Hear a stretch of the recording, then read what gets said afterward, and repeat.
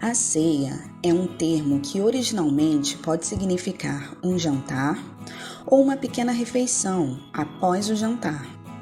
Nos evangelhos, há uma breve descrição de Jesus participando de sua última ceia, na Páscoa israelita, da qual tradicionalmente tem um cordeiro assado, salmoura, ervas amargas, pães ázimos, vinho, dentre outros alimentos. Cada um com seu significado histórico para os judeus, que simbolizava a saída do povo hebreu do Egito. Êxodo 12. Como já vimos em outras aulas, Cristo vem ressignificando o sentido dos rituais praticados na velha aliança para seus novos cristãos, seus discípulos. E com a ceia não foi diferente. Só quem entende a profundidade das mensagens de Cristo sabe que ele não instituiu uma nova ceia, mas utilizou da simbologia para ensinar um dos principais pontos de sua mensagem: o repartir, a comunhão em todos os sentidos. Inclusive em Mateus 26, 29, Jesus afirma que a próxima ceia seria somente no reino. Falaremos mais sobre isso na aula sobre o milênio de Apocalipse 20. Portanto, Paulo nos revela: porventura, o cálice que abençoamos não é a comunhão do sangue de Jesus? E o pão que partimos não é porventura a comunhão do corpo de Jesus? 1 Coríntios 10, 16. Toda vez que comemos o pão vivo que desceu do céu, a sua palavra, a sua verdade, e bebemos do cálice de seu sofrimento, exemplo de entrega, de lealdade, estamos anunciando a sua morte.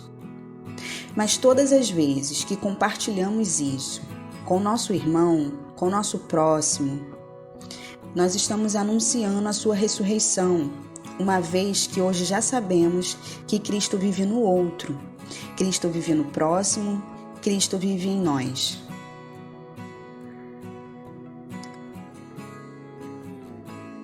No século I, os cristãos primitivos até desenvolveram o costume de cear juntos, em comunhão, e essa festa era até chamada Festa do Amor. Mas o significado parece que se perdeu com o tempo.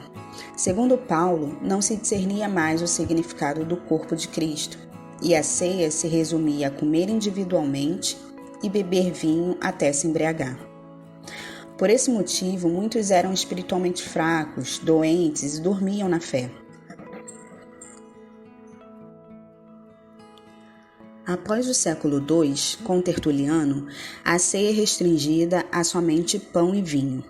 Com Constantino, quando o cristianismo se torna religião oficial para fortalecer o governo, a ceia assumiu o papel ritualístico e formal da Eucaristia. Nesse período, Roma buscava uma conciliação entre o cristianismo e as práticas pagãs realizadas em cultos a vários deuses. Assim, os elementos da ceia começaram a ser consagrados, com ordem para ser servidos e por uma pessoa escolhida, o sacerdote. Foram introduzidos cânticos litúrgicos e a ênfase da mensagem era a lembrança dos flagelos de Jesus e a culpa sobre os pecados.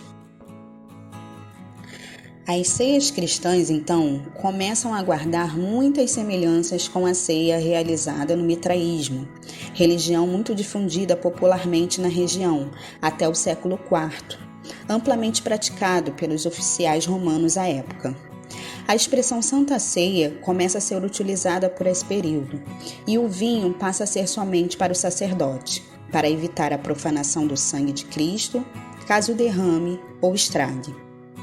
Mas foi só com Irineu que o pão e o vinho foram descritos pela primeira vez como oferendas, pois daí vem o nome hóstia, que significa vítima, sendo a maneira como era chamado o animal oferecido a uma divindade nas religiões pagãs. As liturgias de celebração das ceias se estendem até os cultos protestantes, pós-reforma, com pequenas modificações, como substituir o vinho por suco de uva e ser distribuído a todos os membros da congregação, não somente ao sacerdote, desde que esse membro passe pela iniciação do batismo nas águas e confesse formalmente que aceitou a Jesus. Aqui vale uma reflexão. Devemos confessar sim a Jesus, mas em nosso dia a dia, em nossas atitudes com o próximo, em comunhão, ajudando aquele que precisa ao nosso redor. Com Calvino, se difundiu a prática de se examinar a si mesmo antes de comer os elementos que eram consagrados, com base em 1 Coríntios 11, 28.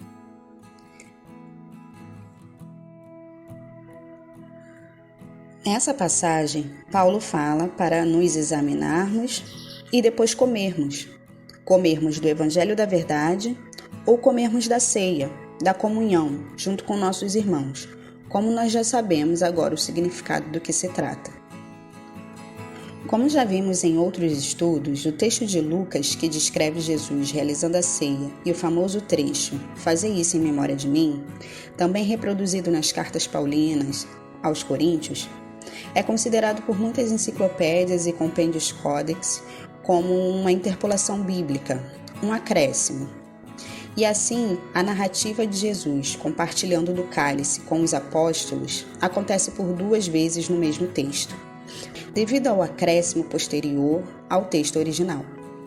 Não se sabe o real motivo pelo qual foi feito isso, mas, se considerarmos o "Fazei isso em memória de mim" como parte do texto original, podemos ver que, através da coerência, seria que Jesus estivesse se referindo a seguir o seu exemplo de partir o pão com o próximo, por amor a ele, em memória dele, até que ele voltasse.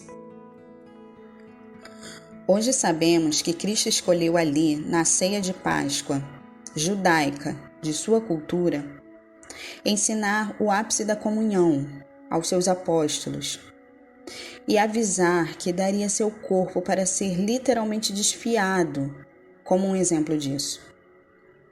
De quem dá a vida pelos seus amigos, João 15, do 12 ao 15.